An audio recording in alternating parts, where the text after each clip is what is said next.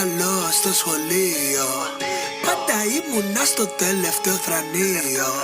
Σπίτι μου δεν άνοιγα ποτέ βιβλίο.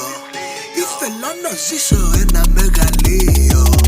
Δειλέ, δειλέ, δειλέ, δειλέ, δειλέ, δειλέ.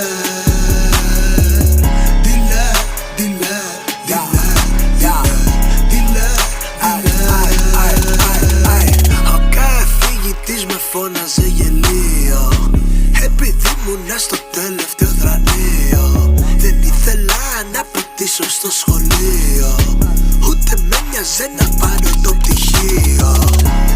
Ζω μέρες στα άκρα στον κρεμό, μέχρι να μου πάρουν το λαιμό. Χιλιάδες σκέψεις έχω στο μυαλό, πρέπει να χωρίσω το κιλό. Πέτα τα πάνω στο ζύγι, ούτε το τρίμα δεν θα